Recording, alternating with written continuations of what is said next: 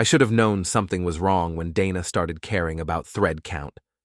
My name is Miles Kerrigan, and until 6 months ago, I thought I had the most predictable life in northern New Jersey. I'm a financial risk analyst, which means I get paid to spot patterns other people miss. Ironic, considering I completely missed the pattern of my own wife planning to destroy me. Before we dive deeper into this story, I have one small request. Please subscribe, drop a like, comment, and hit that hype button to boost this channel so more people can discover these incredible Reddit stories. Dana and I lived in one of those cookie-cutter developments where every house looks like it was designed by the same committee of people who think granite countertops equal happiness. Our neighbors drove BMWs, complained about property taxes, and measured their worth in square footage. I drove a reliable Honda and found the whole thing mildly amusing.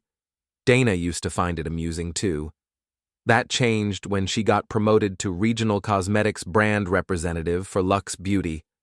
Suddenly, our 2,400 square foot colonial wasn't enough. Our furniture wasn't trendy enough. And apparently, I wasn't ambitious enough.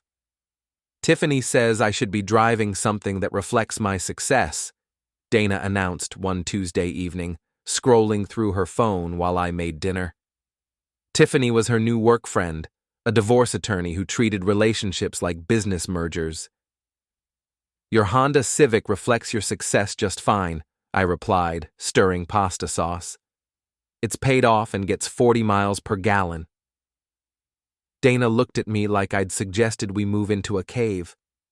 Miles, you don't understand. Image matters in my industry.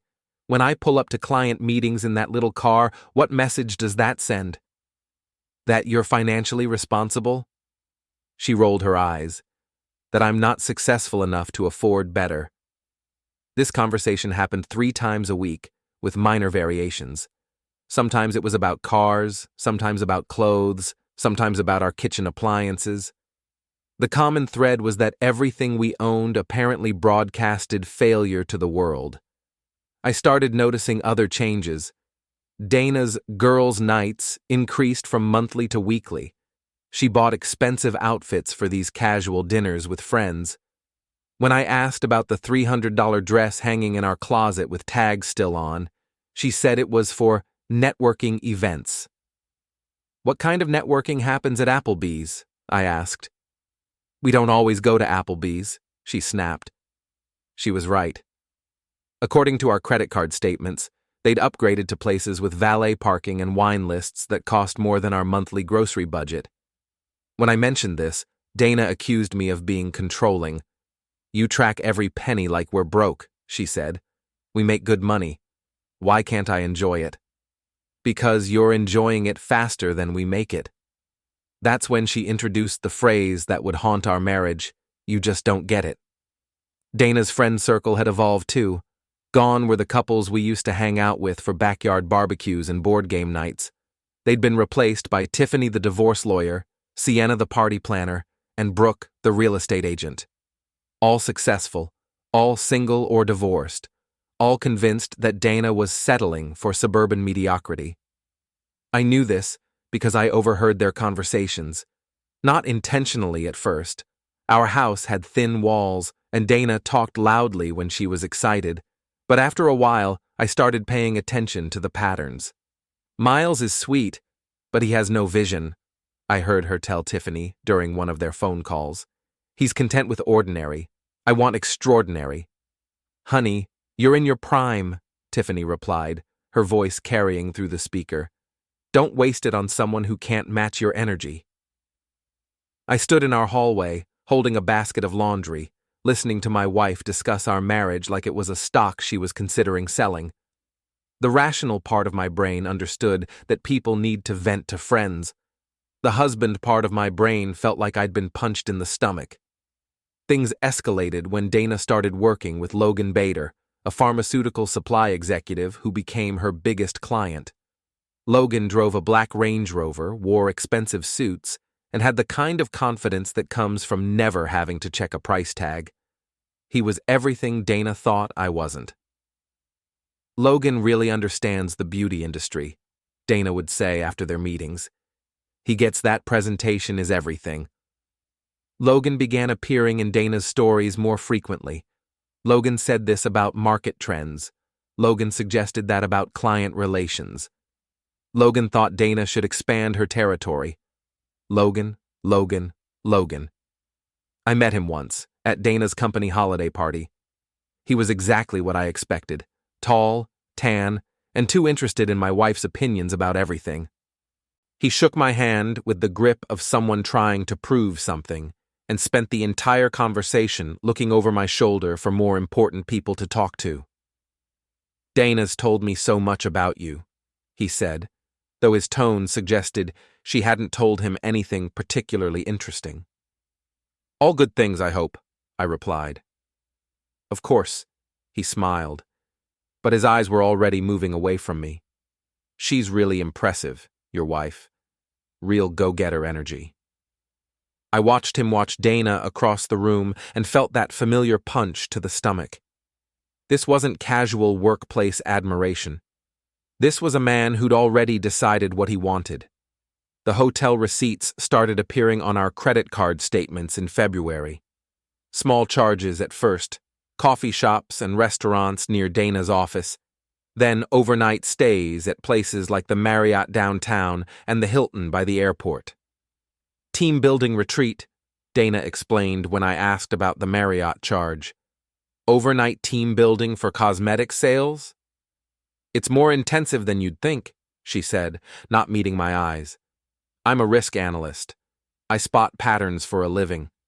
The pattern here was becoming impossible to ignore, but I needed proof before making accusations that could destroy our marriage.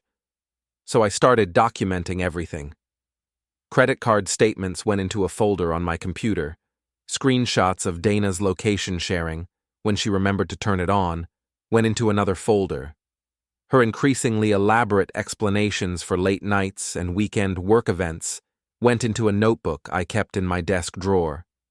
The breakthrough came when Dana forgot to log out of her email on our shared iPad. I wasn't snooping intentionally. I was trying to check my own email when hers popped up with a new message notification. From Logan Bader. Subject line: Tonight.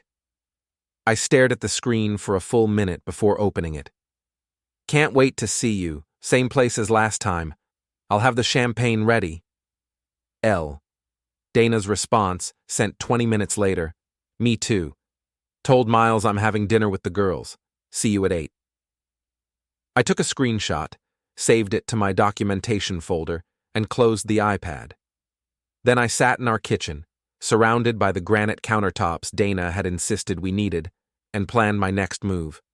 My phone buzzed with a text from Andre, my best friend since college and the only person who'd been consistently honest about my marriage. Beer tonight?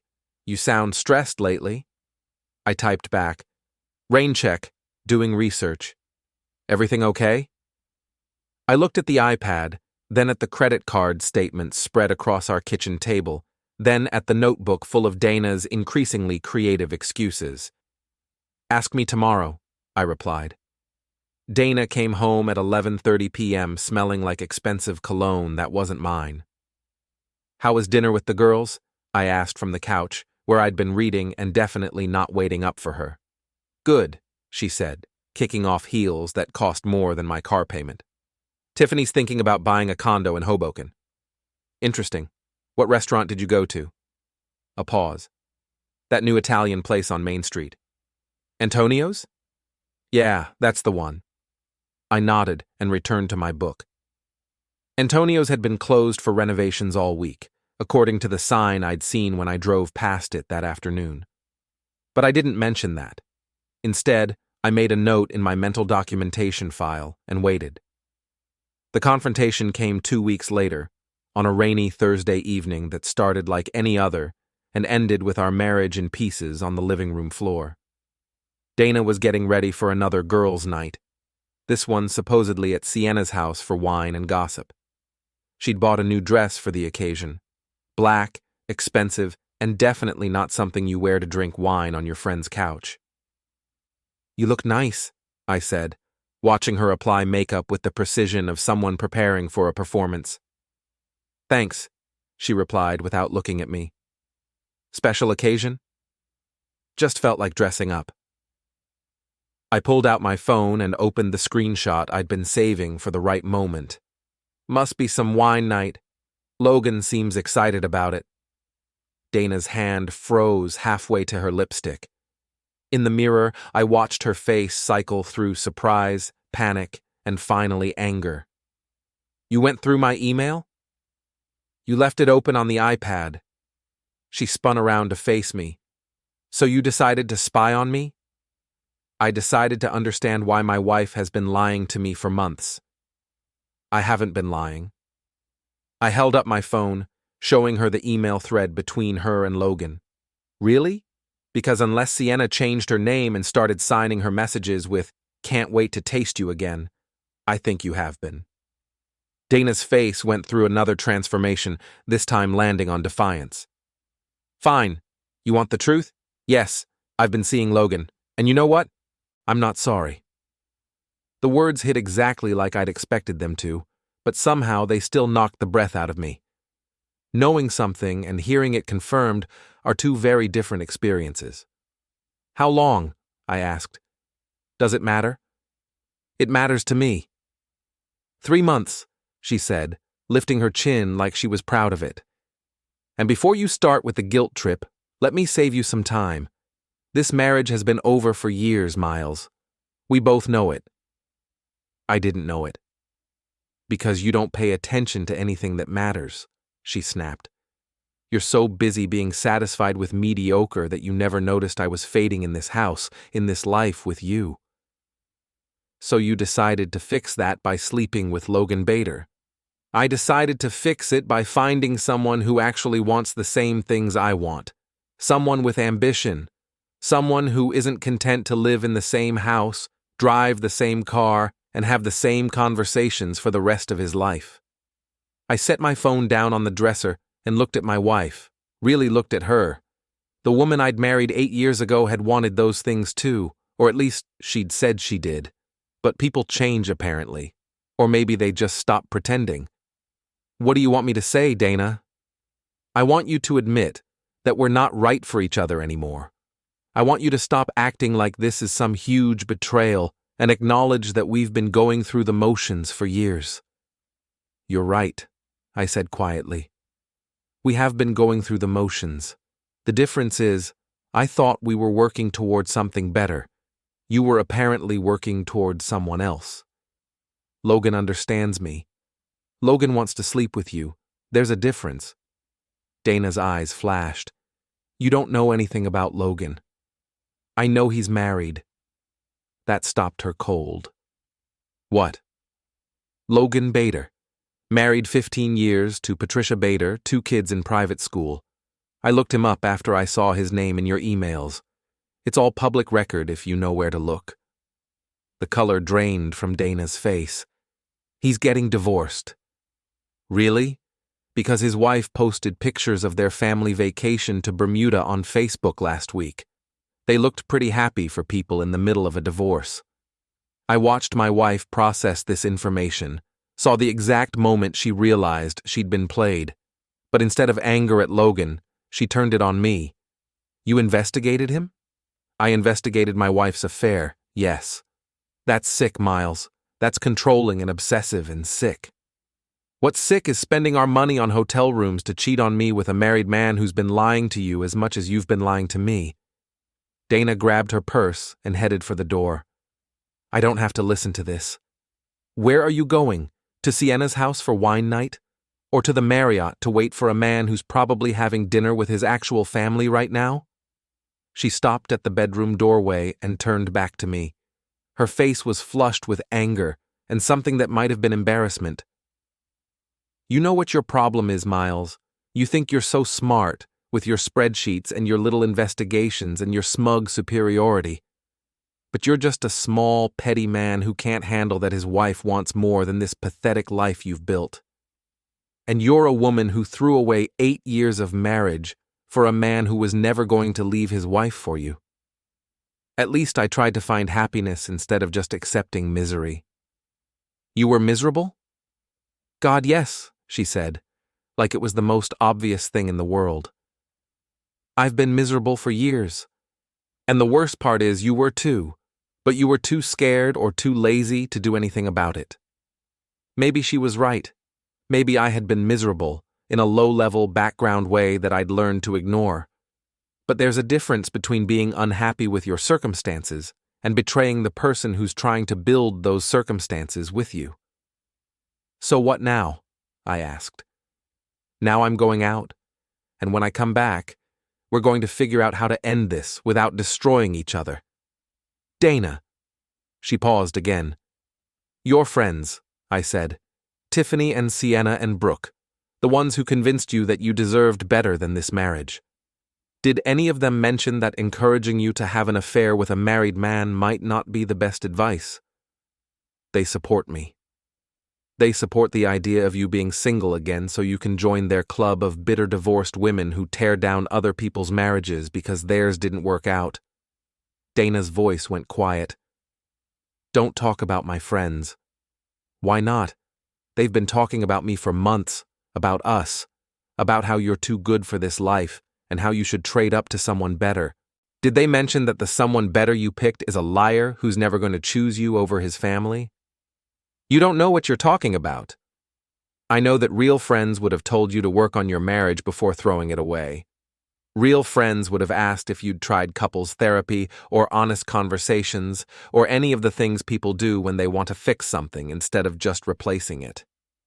Dana stared at me for a long moment.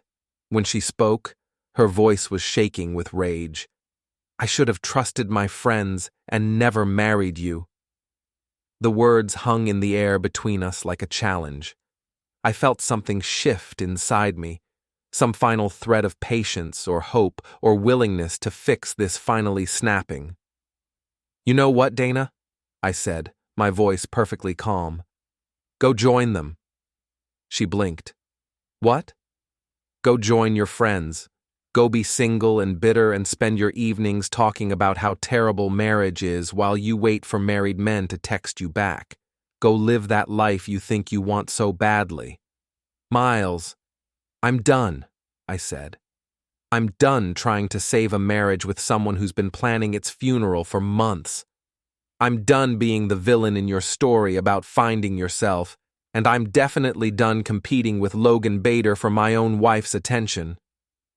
Dana opened her mouth to say something, then closed it again. For the first time in months, she looked uncertain. I'm going to Andre's, I said, grabbing my keys from the dresser. When I come back, I expect you to be gone. We'll figure out the details later, but tonight, I want you out of this house. You can't kick me out. This is my house, too. You're right, it is. But I'm not spending another night under the same roof as someone who thinks I'm the biggest mistake of her life. So either you leave, or I will. Your choice. I walked past her toward the door, then stopped. For what it's worth, Dana, I hope Logan is everything you think he is. I hope he leaves his wife and kids for you. And I hope you two are very happy together in whatever life you build on the ashes of your first marriage. Miles? But I don't think that's going to happen. And when it doesn't, when you realize that your friend's advice was designed to make you as miserable as they are, don't come back here looking for the life you threw away. I left her standing in our bedroom, still holding her purse, still dressed for a date with a man who was never going to choose her. And for the first time in months, I felt like I could breathe again. Andre lived in a converted warehouse in downtown Hoboken, the kind of place that looked like it should house artists but actually housed IT professionals who wanted to feel edgy. His apartment was all exposed brick and industrial lighting, with computer equipment that cost more than most people's cars. She said what? Andre asked, handing me a beer and settling into his leather couch. That she should have trusted her friends and never married me. Jesus. Andre shook his head. And you told her to go join them? Seemed like the logical response. Logical, yes. But you realize this means war, right? I took a long drink of beer and considered that. What do you mean? Miles, you've been married to Dana for 8 years. You know how she operates when she doesn't get her way. She's not going to just quietly move out and split assets fairly. She's going to try to destroy you." Andre was right. Dana had always been a scorched earth fighter when she felt wronged. When our neighbor's dog kept barking at night, she didn't just talk to them about it. She filed noise complaints with the city, left anonymous bad reviews for the husband's business online, and convinced 3 other neighbors to sign a petition demanding the dog be removed. The barking stopped, but the neighbors moved away 6 months later. "Let her try," I said. "I've got documentation of everything. The affair, the lying, the money she's been spending on hotels. Plus we signed that post-nup agreement when she started her new job." "The one with the infidelity clause?" "The one with the infidelity clause," Andre grinned. "You sneaky bastard. You knew this was coming." "I suspected. Dana's not as subtle as she thinks she is." We drank in comfortable silence for a while, watching the lights of Manhattan twinkle across the Hudson River. Andre had been my roommate in college, my best man at my wedding, and the one person who'd never pretended to like Dana more than he actually did.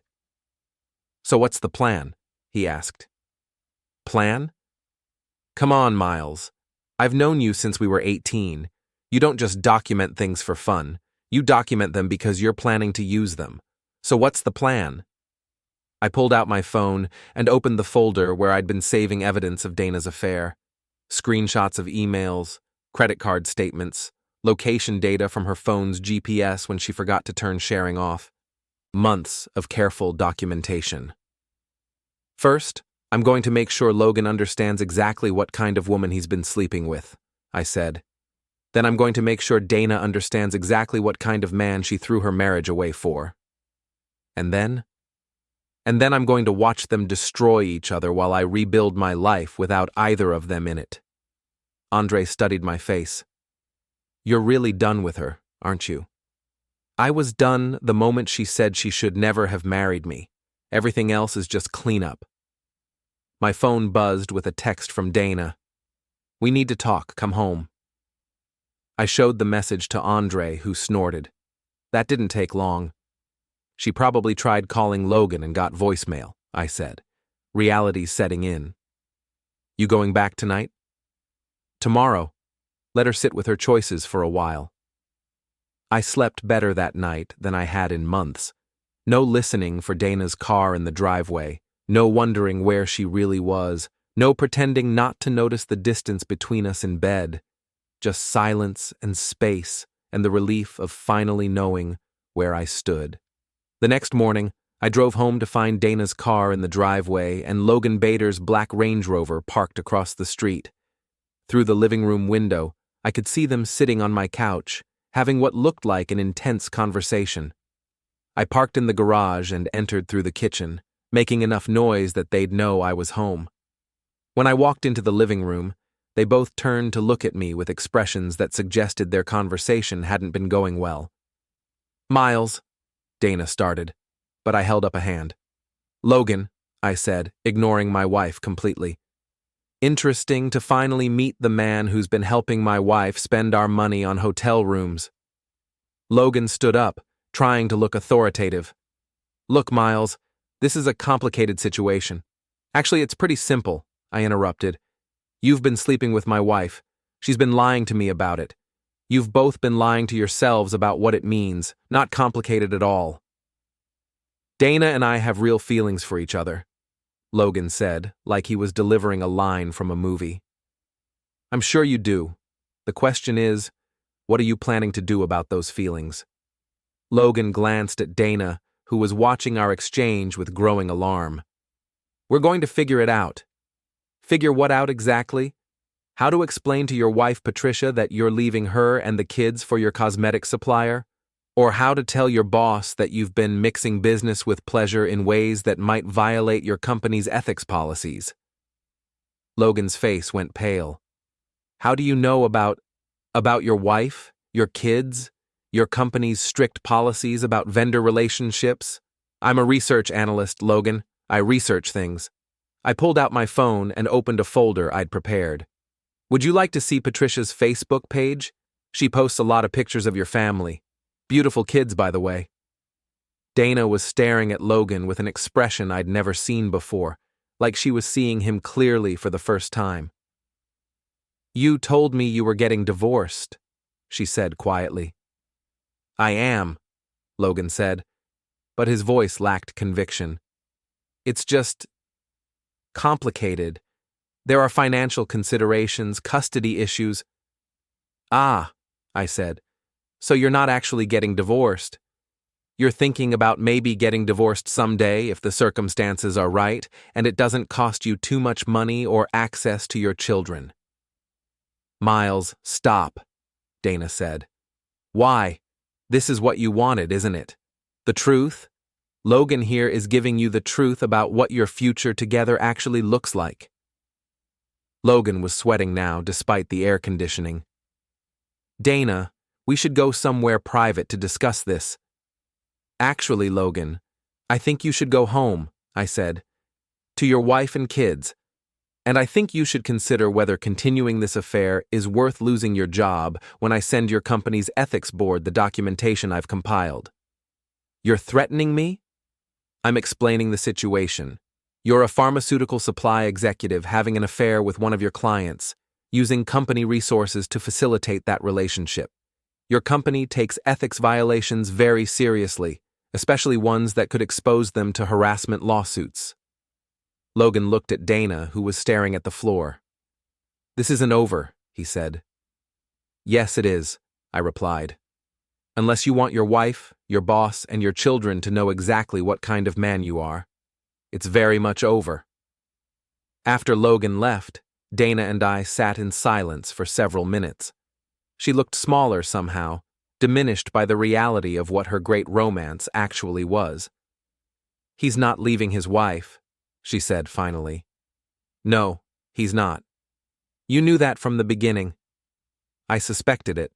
Men like Logan don't leave comfortable lives for uncertain ones. They just want the excitement without the consequences. Dana started crying then, not the angry tears from our fight the night before, but the broken tears of someone whose fantasy had just collided with reality. What am I supposed to do now? She asked. That's up to you, I said. But you're not doing it here. I want you out, Dana. Today. Miles, please. I made a mistake. I got caught up in something that wasn't real, and I'm sorry. You're sorry you got caught. You're sorry Logan turned out to be exactly what I said he was, but you're not sorry you threw away our marriage for him. That's not true, isn't it? Because last night you told me you should never have married me. That doesn't sound like someone who's sorry about the affair. That sounds like someone who's sorry the affair didn't work out the way she planned. Dana wiped her eyes and looked at me with something that might have been hope. What if we went to counseling? What if we tried to work through this? Dana, you've been planning to leave this marriage for months. The only reason you want to work on it now is because your backup plan fell through. That's not... She trailed off, unable to deny what we both knew was true. I'll make this easy for you, I said. Pack whatever you need for now. Everything else will divide according to the post-nup agreement you signed. The one with the infidelity clause that forfeits your claim to assets acquired during the marriage. You can't be serious. I'm completely serious. You wanted out of this marriage, Dana. Congratulations. You're out. She stared at me for a long moment, then got up and walked toward the stairs. I'll need a few days to find a place. You have until Sunday. That's 3 days. And if I'm not out by then I'll file for divorce on Monday morning and make sure everyone knows exactly why our marriage ended. Dana paused at the bottom of the stairs. Your friends won't be surprised, she said. They never liked me anyway. My friends saw what I couldn't see, I replied. The difference is, they kept their opinions to themselves and let me make my own choices. Your friends actively encouraged you to destroy our marriage. They wanted me to be happy. They wanted you to be like them, bitter, divorced, and convinced that all men are the enemy. Mission accomplished. After Dana went upstairs to pack, I sat in my living room and felt something I hadn't experienced in months. Peace. The house was quiet in a way it hadn't been since Dana started her affair. No tension, no unspoken accusations, no wondering what she was really thinking. My phone buzzed with a text from Andre. "How did it go?" "Logan's out of the picture. Dana's moving out by Sunday." That was fast. Reality tends to move quickly once people stop lying to themselves. "What's next?" I looked around the house Dana and I had bought together, at the granite countertops she'd insisted we needed, at the furniture we'd chosen as a team back when we were actually a team. Soon it would just be my house, my choices, my life. "Next, I figure out what I actually want," I typed back. Turns out, it's not what I thought it was. Dana didn't make it until Sunday. She lasted until Friday afternoon, when Tiffany showed up at our house driving a U-Haul and wearing the expression of someone who'd come to rescue a friend from a burning building. I watched from the kitchen window as they loaded boxes with the efficiency of people who'd done this before. "Is this how it went with Tiffany's divorce?" I asked Andre over the phone. "Probably. These women have leaving down to a science. Shame they never put that much effort into staying." After they finished loading, Tiffany marched up to my front door and rang the bell like she was serving a warrant. I opened it to find her standing there in full attorney mode, briefcase in hand and righteousness radiating from every pore. "We need to talk," she announced. "No, we don't. Dana told me about your threats regarding the post-nup agreement.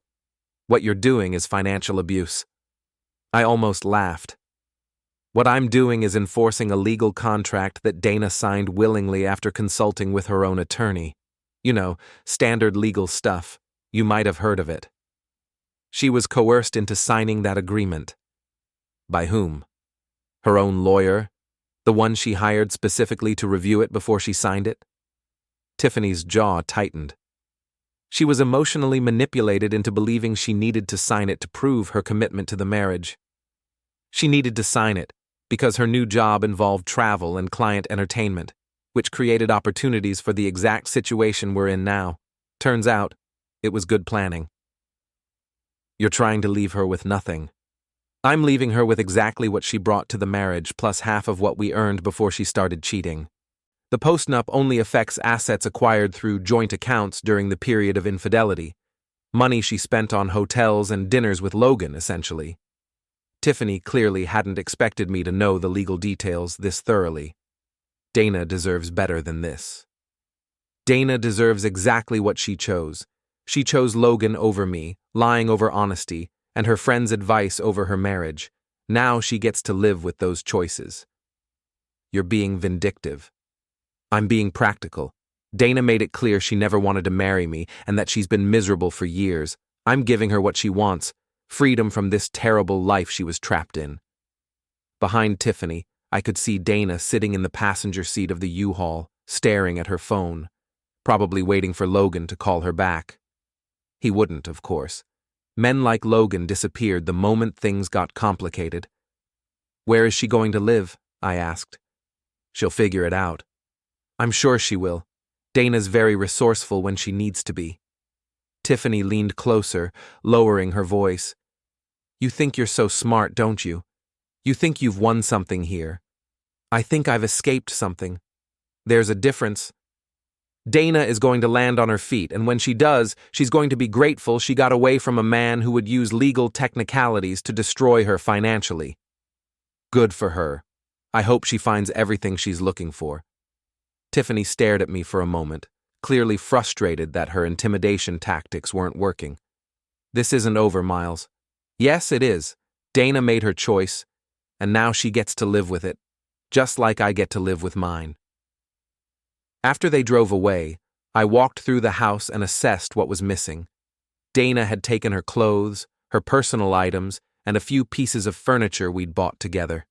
She'd left behind the expensive dishes she'd insisted we needed, the artwork she'd chosen for the walls, and the decorative pillows that served no purpose except to make the couch uncomfortable.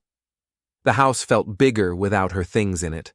Not empty exactly, but spacious in a way it hadn't been in years. I was loading Dana's abandoned decorative pillows into a donation bag when my phone rang.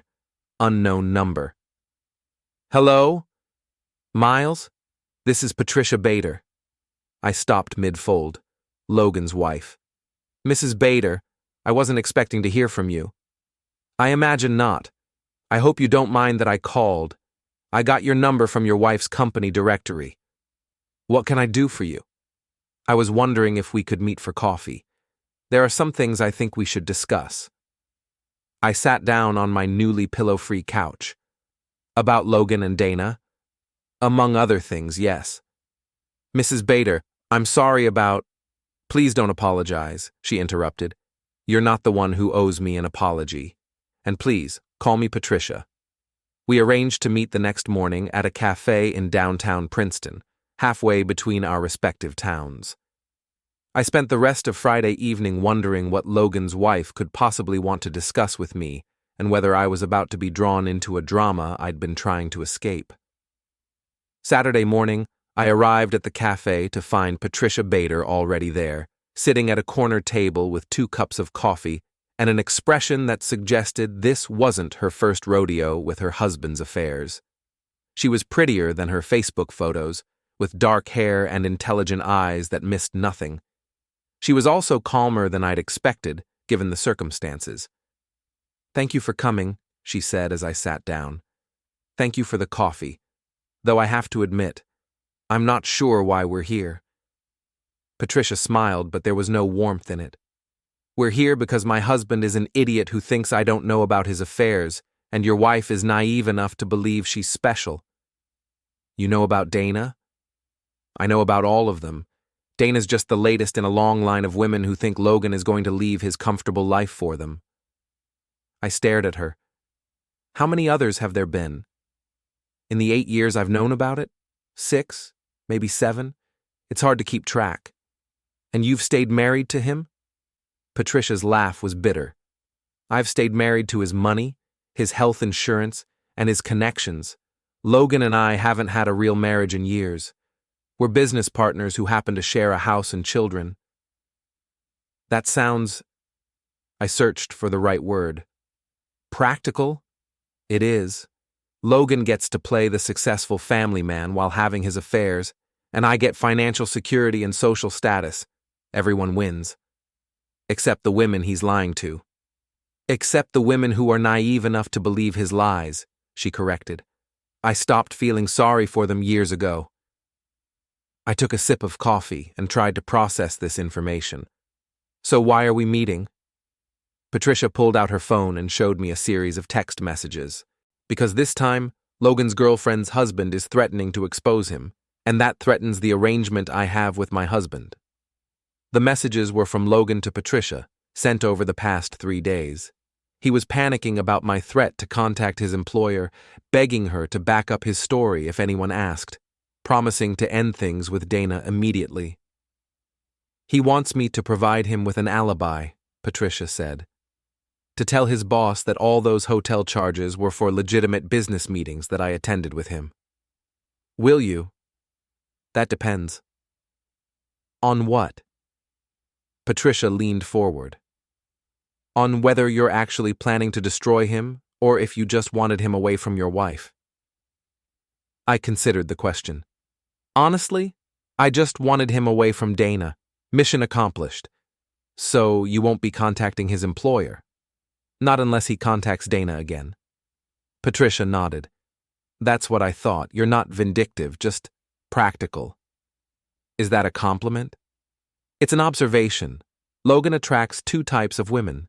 The vindictive ones who want to destroy his life when they realize he's not leaving me, and the practical ones who just want him gone. Dana strikes me as the vindictive type.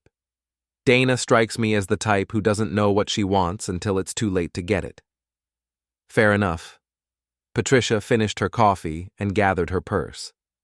For what it's worth, I'm sorry about your marriage. Divorce is never easy, even when it's necessary. How do you know it's necessary? Because you're here having coffee with your husband's mistress's wife, instead of at home trying to fix things. That tells me you're done fighting for something that's already over. She was right, of course. I was done fighting. Done trying to save a marriage with someone who didn't want to be saved. Done competing with fantasies and lies for my own wife's attention. What happens now? I asked. Now Logan comes home with his tail between his legs, promises to never stray again, and starts looking for his next affair partner. I pretend to believe him. He pretends to be reformed, and life goes on. And Dana? Patricia shrugged.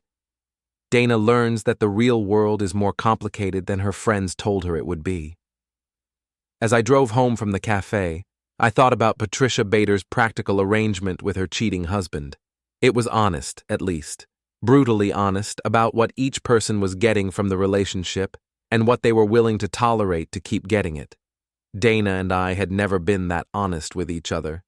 We'd operated on assumptions and expectations that we'd never actually discussed. I'd assumed she wanted the same quiet, stable life I wanted. She'd assumed I would eventually develop the ambition and status consciousness that she valued. We'd both been wrong, and we'd both been too proud or too scared to admit it until it was too late to fix. My phone buzzed with a text from an unknown number. "This is Dana, new phone. Can we talk?" I stared at the message for a long moment, then deleted it without responding. There was nothing left to talk about. We'd said everything that mattered during our last fight, and everything since then had just been cleanup. Patricia Bader was right. I was done fighting for something that was already over. The final phase of my marriage's destruction began with a phone call from my bank on a Tuesday morning in late March. "Mr. Kerrigan, this is Jennifer from First National. I'm calling about some unusual activity on your joint checking account." I was at my desk at work, reviewing quarterly risk assessments, when the call came in. "What kind of unusual activity?" "Several large withdrawals over the past week. I wanted to verify that you authorized these transactions." My stomach dropped. "How large?" "The largest was for $8,000, withdrawn yesterday from our branch on Maple Street. There were also smaller withdrawals totaling about $3,000 over the past 5 days. I pulled up my online banking app and stared at the numbers. Dana had cleaned out most of our joint checking account, leaving just enough to avoid triggering automatic overdraft alerts. "I didn't authorize those withdrawals," I said. "Sir, they were made using a valid debit card and PIN. The account is jointly held, so technically—" "I understand. Thank you for calling." I hung up and immediately called our credit card companies. Dana had been busy. Cash advances, balance transfers, and several large purchases that she'd then returned for store credit. She'd systematically liquidated every joint account we had, working around the asset freezes I'd put in place after our separation. It was clever, I had to admit, and completely illegal. According to the temporary financial restraining order our divorce attorneys had agreed to the previous week. I called my lawyer, who sighed heavily when I explained the situation. "She violated the restraining order," he said. "We can file contempt charges, but getting the money back will take months." "How much trouble is she in?" "Potentially quite a bit. This isn't just marital misconduct anymore. Taking money in violation of a court order is a criminal matter." I thought about Dana, probably sitting in some temporary apartment, surrounded by the cash she'd stolen from our joint accounts, thinking she'd outsmarted me. The old Miles would have been furious. The new Miles was just tired. "Let me think about it," I told my lawyer. "I'll call you back." But before I could decide whether to pursue criminal charges against my estranged wife, Dana made the decision for me. She showed up at my office. I was in a meeting with my team when my assistant knocked on the conference room door. "Miles, your wife is here. She says it's urgent." Through the glass wall of the conference room, I could see Dana in the reception area, pacing and gesticulating while talking on her phone. She looked frantic, desperate, and completely out of place in the conservative environment of my financial firm. "Give me 5 minutes," I told my team, then walked out to deal with whatever crisis had driven Dana to my workplace. "What are you doing here?" I asked. Dana spun around, phone still pressed to her ear. "I need to talk to you, now." "I'm working." "This can't wait." She ended her call and grabbed my arm. Logan's wife called my boss. She told them about the affair, about the hotel charges, everything. They're conducting an investigation. I looked around the reception area where my colleagues were trying to pretend they weren't listening to every word. Dana, this isn't the place. They suspended me, Miles, pending the investigation. They think I was using company money for personal expenses. Were you? That's not the point. The point is, I need that money I took from our accounts. I need it to hire a lawyer. You stole that money. I took money from our joint accounts. Money I'm entitled to as your wife. Money that was frozen by court order. Money you took in direct violation of a legal agreement. Dana's voice was getting louder, drawing more attention from my co-workers. I don't care about your legal agreements. I need that money. And I needed a wife who didn't cheat on me with married clients. We don't always get what we need. Miles, please. I'm in real trouble here. Yes, you are. You're in trouble because you made a series of terrible decisions and now you're facing the consequences. You could help me. How? Tell them the money was a loan. Tell them you authorized the withdrawals. Tell them we're working things out. I stared at my wife, this woman I'd lived with for 8 years, who was asking me to commit perjury to cover for her theft. You want me to lie to the court? I want you to help me. I tried to help you for months, Dana. I tried to save our marriage while you were planning its destruction. Now you want me to risk criminal charges to clean up the mess you made? I'll pay you back. With what money? You're suspended from your job and facing your own criminal investigation. Dana looked around the reception area, seeming to notice for the first time that we had an audience. Can we please go somewhere private? No. You came to my workplace to ask me to commit crimes for you. We can have this conversation right here, or you can leave. Miles, I'm desperate. You're desperate because you destroyed everything stable in your life chasing a fantasy. That's not my problem anymore. Dana's face crumpled, and for a moment she looked like the woman I'd married instead of the stranger she'd become. What am I supposed to do? You're supposed to face the consequences of your choices like an adult. You're supposed to hire a lawyer with your own money, tell the truth about what you did, and accept whatever punishment comes with it. I don't have any money. You froze everything. I froze the accounts to prevent exactly what you did anyway. The money you stole was supposed to cover both of our legal fees during the divorce. So what now? Now you figure out how to dig yourself out of the hole you created, without my help. Dana wiped her eyes and looked at me with something between hatred and desperation. You're really going to let them destroy me? I'm not letting anyone do anything. You destroyed yourself, Dana. I'm just not going to destroy myself trying to save you from your own decisions. She stood there for another moment, surrounded by the wreckage of her plans, then turned and walked out of my office without another word. I returned to my conference room, where my team was pretending to study quarterly reports while obviously trying to know what had just happened. Everything all right? Asked Janet, my second in command. Everything's fine, I said. Where were we? But everything wasn't fine. Over the next week, the situation escalated beyond anything I could have imagined. Dana, facing suspension from her job and potential criminal charges for the money she'd taken, apparently decided that if she was going down, she was taking everyone with her. She started making calls. First, she called Logan's employer and told them everything about their affair, including details about company resources he'd used to facilitate it. Then, she called Patricia Bader and threatened to expose their arrangement to Logan's children and social circle. Finally, she called my boss and accused me of financial misconduct, claiming I'd been hiding assets and manipulating our joint accounts. It was a scorched earth campaign designed to destroy everyone who had contributed to her downfall. The problem was, Dana had never been good at strategy, and her attacks were easily disproven. Logan's company launched their own investigation, but it only confirmed what Patricia and I already knew, that he was a serial cheater who used company resources for personal affairs. He was quietly forced to resign. Patricia Bader, far from being intimidated by Dana's threats, hired her own attorney and filed harassment charges. And my company's investigation into Dana's accusations against me lasted exactly 1 day, ending when my boss reviewed my financial records and found them meticulously documented and completely legitimate. "Your wife seems to be having some kind of breakdown," he said, when he called to tell me the investigation was closed. "My estranged wife," I corrected. "And yes, she's not handling the divorce well. Might want to consider a restraining order."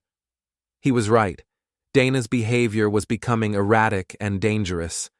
But before I could file for a restraining order, the situation resolved itself in a way I never could have predicted. On a Friday afternoon in early April, I got a call from Tiffany.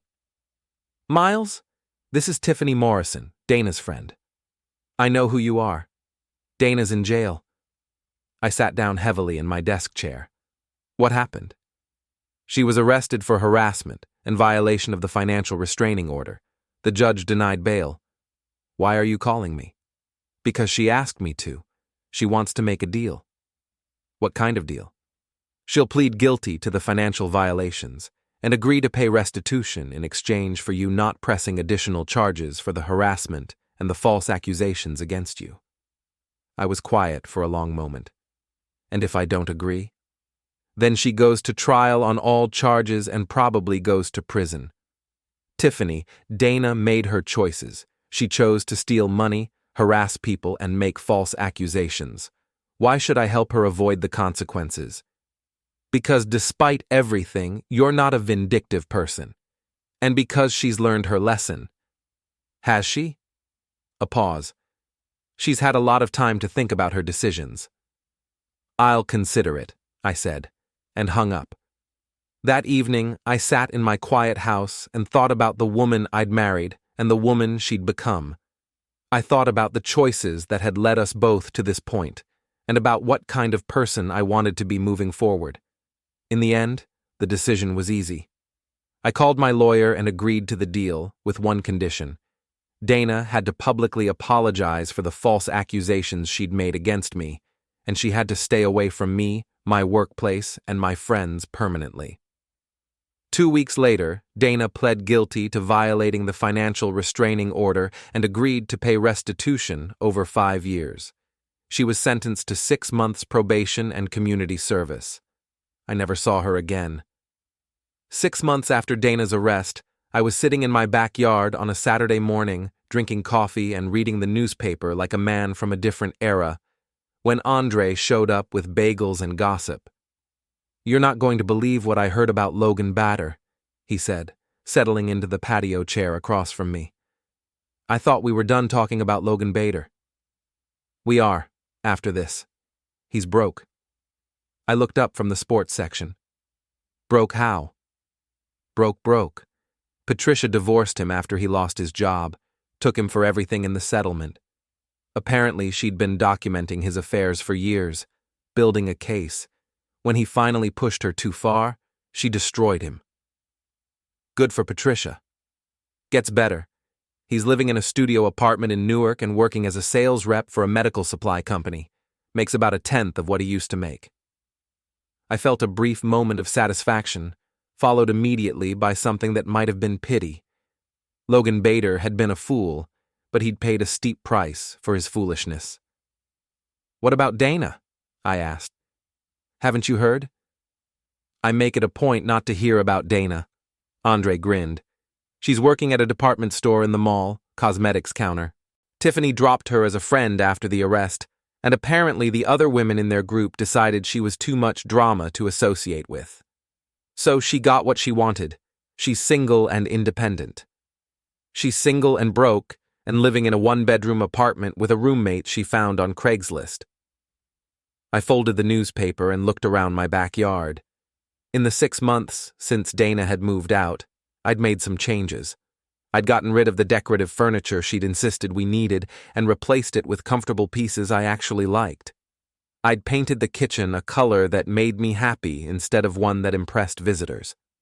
I'd adopted a dog from the local shelter, a golden retriever mix named Charlie, who was currently chasing squirrels with the dedication of a much younger dog. "Do you miss it?" Andre asked. "Miss what?"